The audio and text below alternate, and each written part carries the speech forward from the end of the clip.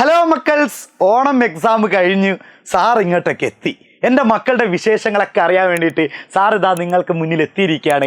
എന്താണ് വിശേഷം? നമ്മുടെ ബോർഡിൽ ഇങ്ങനെ കാണുന്ന പോലെ തന്നെ എക്സാം പേപ്പർ കിട്ടിയോന്ന്.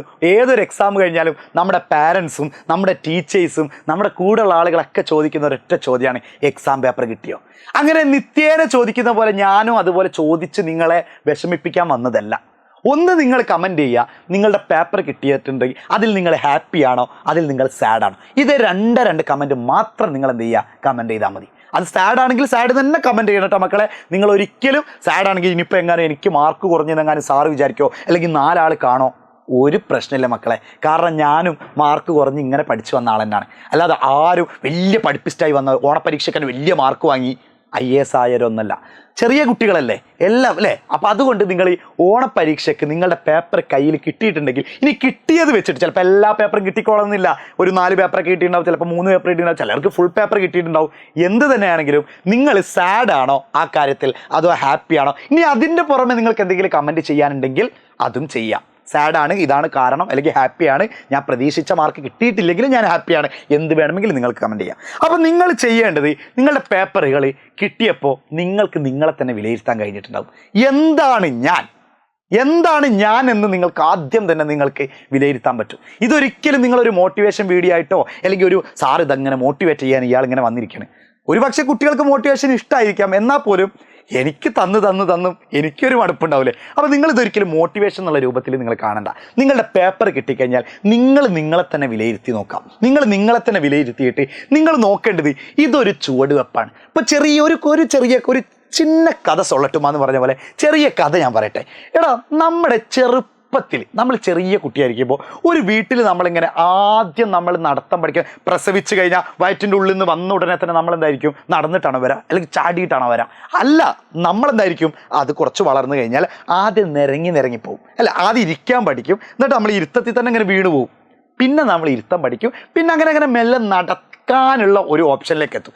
അങ്ങനെ നടന്നു കഴിഞ്ഞ് നമ്മൾ വീട്ടിൻ്റെ മുന്നിൽ നമ്മൾ എവിടെയൊക്കെ നടന്നു പോകുന്നുണ്ട് ആ സമയത്തൊക്കെ നമ്മുടെ വീട്ടുകാർ നമ്മുടെ കൂടെ ഉണ്ടാവും. കാരണം എന്താ, നമുക്ക് വഴികൾ അറിയണമെന്നില്ല, വഴികളെന്നല്ല, ചിലപ്പോൾ ഏതെങ്കിലും മൂലയിൽ പോയി കിടന്ന് പോവും, അല്ലെങ്കിൽ തല ഇടിക്കും, എവിടെയെങ്കിലുമൊക്കെ പ്രശ്നങ്ങളുണ്ടാവും. അപ്പം നിങ്ങൾ ശ്രദ്ധിച്ചാൽ മതി, ഇനിയുള്ള ചെറിയ കുട്ടികളുടെ കാര്യം ആലോചിച്ചാൽ മതി. അവർ ആദ്യം നടന്നു പോകുമ്പോൾ, ഇപ്പം ഞാനൊക്കെ സംഭവിച്ചാലേ എനിക്കൊക്കെ സംഭവിച്ചു എന്നും വേറൊരാൾ പറഞ്ഞെന്ന കാര്യമാണ്. പക്ഷേ എൻ്റെ കൺമുന്നിൽ ഒരുപാടുണ്ട് എൻ്റെ പെങ്ങളെ കുട്ടിയൊക്കെ സംഭവിച്ചു പോകണം.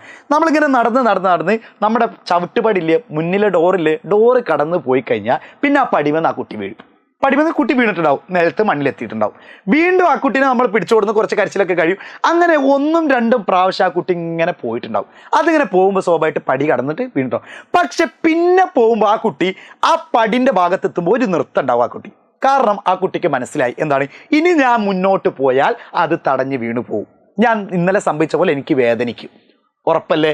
ഒന്നില്ല, പൂച്ച ചൂടുവെള്ളത്തിൽ വീണ് കഴിഞ്ഞാൽ പിന്നെ ഏത് വെള്ളം കണ്ടു കഴിഞ്ഞാലും പച്ചവെള്ളം കണ്ടു കഴിഞ്ഞാൽ പോലും അത് ചൂടുവെള്ളം എന്ന് വിശ്വസിക്കില്ലേ? അതേപോലെ തന്നെ അപ്പോൾ നമ്മൾ എന്തെങ്കിലുമൊക്കെ തെറ്റുകൾ പറ്റണം തന്നെ ഞാൻ പറയുള്ളൂ. അപ്പോൾ നിങ്ങൾക്ക് ഓണപ്പരീക്ഷയ്ക്ക് മാർക്കിൽ ചിലപ്പോൾ ഫുൾ മാർക്ക് തന്നെ ഉണ്ടായിരിക്കും, എന്നാൽ പോലും നിങ്ങൾക്ക് ചില തെറ്റുകളൊക്കെ പറ്റിയിട്ടുണ്ടാവും. മീൻസ് നിങ്ങൾക്ക് എഴുതാൻ ടൈം കിട്ടിയിട്ടുണ്ടാവില്ല, അല്ലെങ്കിൽ നിങ്ങൾക്ക് ഭയങ്കര ഒരു ആൻസൈറ്റി ഉണ്ടായിരിക്കും, അല്ലെങ്കിൽ ഒരു ആശങ്ക ഉണ്ടായിരിക്കും, എനിക്ക് മാർക്ക് കിട്ടുമോ എന്നുള്ള പേടിയൊക്കെ ഉണ്ടായിരുന്നു. അതൊക്കെ എന്തുകൊണ്ട് ഞാൻ തലേ ദിവസം വളരെ കഷ്ടപ്പെട്ട് പഠിക്കേണ്ടി വന്നു ഓരോ എക്സാമിൻ്റെ സമയത്ത്? നിങ്ങൾ ചിന്തിക്കേണ്ട, അല്ലെങ്കിൽ നിങ്ങളോട് തന്നെ ചോദിക്കേണ്ട ചോദ്യങ്ങളാണ്. എന്തുകൊണ്ട് ഞാൻ തലേ ദിവസം കുത്തിയിരുന്ന് രാവിലെയും രാത്രിയും ഉറക്കമൊഴിച്ചിട്ട് പഠിക്കേണ്ട ആവശ്യം വന്നു? ഇത്രയും ദിവസങ്ങളുണ്ടായിട്ട് ഞാൻ എന്തുകൊണ്ട് പഠിച്ചില്ല?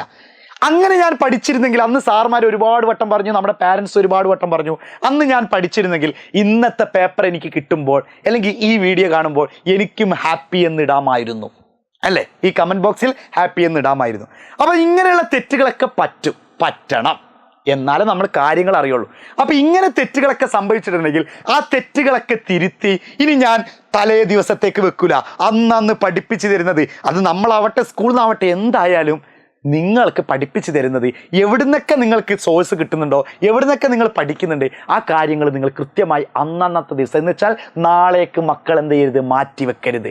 നാളേക്ക് ഒരിക്കലും നിങ്ങൾ മാറ്റിവെക്കരുത്. കാരണം എനിക്ക് ഈ അടുത്തൊരു കുട്ടി മെസ്സേജ് ചെയ്തു, സാറേ ഞാൻ പഠിച്ചിട്ടൊക്കെ കുറച്ചൊക്കെ പഠിച്ചിട്ടുണ്ടായിരുന്നു, ഞാൻ തലേ ദിവസത്തേക്ക് വെച്ചാണ്, പക്ഷേ എനിക്ക് 2 ദിവസം കടുത്ത പനിയായി. അപ്പോൾ എനിക്ക് പഠിക്കാൻ കഴിഞ്ഞിട്ടില്ല. പക്ഷേ എനിക്ക് എന്തുണ്ടായിരിക്കും, മാർക്ക് ഇത്ര ഉണ്ടാവും, പക്ഷെ ഞാൻ അടുത്തതിൽ പിടിച്ചോളാം എന്ന് പറയുന്നുണ്ട്. ഓക്കെ, അത് ഞാൻ എന്ത് ചെയ്തു, സമ്മതിച്ചു കൊടുത്തു. പകരം നിങ്ങളുടെ മെയിൻ എക്സാമിനാണ്, പ്രധാനപ്പെട്ട എക്സാമിന് അല്ലെങ്കിൽ ലാസ്റ്റ് എക്സാമിനാണ് ഇതൊരു സംഭവിക്കുന്നതെന്ന് വിചാരിക്കുക. നിങ്ങൾ തലേ ദിവസത്തേക്ക് മാറ്റി വെച്ചു, തലേ ദിവസം കടുത്ത പനി, നിങ്ങൾക്ക് പഠിക്കാൻ കഴിയുമോ? എന്നാൽ അതിൻ്റെ മുമ്പ് നിങ്ങൾ പഠിച്ചവരാണെങ്കിൽ നിങ്ങൾക്ക് ഏകദേശം ഫുൾ മാർക്ക് അല്ലെങ്കിലും ആ ലെവലിലെങ്കിലും മാർക്ക് കിട്ടൂലായിരുന്നു.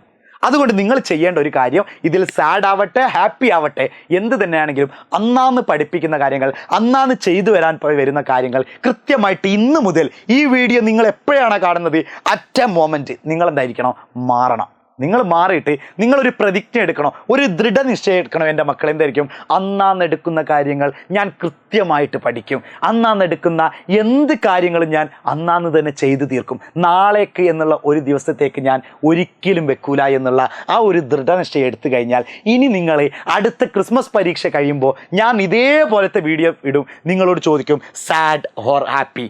അപ്പം നിങ്ങൾ പറയും പ്രതീക്ഷിച്ച മാർക്ക് കിട്ടിയില്ലെങ്കിലും ഞങ്ങൾ ഹാപ്പിയാണ് സാർ, അന്ന് പറഞ്ഞു തന്നത് മുതൽ ഞങ്ങൾ കൃത്യമായിട്ട് എന്ത് ചെയ്യുന്നുണ്ട്, ഓരോ ദിവസങ്ങളും 1 by 1 ആയിട്ട് നാളേക്ക് എന്നുള്ള ഒരു ദിവസം ഞങ്ങളുടെ ജീവിതത്തിൽ ഇല്ല, അല്ലെങ്കിൽ നാളേക്ക് ചെയ്യേണ്ടതല്ല, ഇത് ഇന്ന് തീർക്കാനുള്ളതാണെന്ന് വിചാരിച്ച് നിങ്ങൾ കൃത്യമായിട്ട് പഠിച്ചു പോവുക. അങ്ങനെയാണെങ്കിൽ ക്രിസ്മസ് എക്സാമിന് എല്ലാവർക്കും ഈ കമൻറ്റ് ബോക്സിൽ ഹാപ്പി എന്ന് ഇടാൻ കഴിയട്ടെ. ഇപ്പോൾ നിങ്ങൾക്ക് വേണ്ട എന്താണോ ഉണ്ടായത്, പേപ്പർ കിട്ടിക്കഴിഞ്ഞപ്പോൾ എന്താണോ തോന്നിയത്, അത് കൃത്യമായിട്ട് കമൻറ്റ് ചെയ്യുക. അതുപോലെ തന്നെ ഞാൻ വീണ്ടും പറയുന്നത്, സബ്സ്ക്രൈബ് ചെയ്യുക, നമ്മുടെ കമ്മ്യൂണിറ്റിയിൽ ജോയിൻ ചെയ്യുക. ഓക്കെ, എല്ലാ നോട്ട്സുകളും കാര്യങ്ങളൊക്കെ നമ്മൾ കൃത്യമായിട്ട് ഇനി സാർ നിങ്ങളെ കാണാൻ എപ്പോഴും എന്തായിരിക്കും, വന്നുകൊണ്ടിരിക്കും. ഓക്കെ അല്ലേ മക്കളെ? അപ്പോൾ ബൈ ബൈ.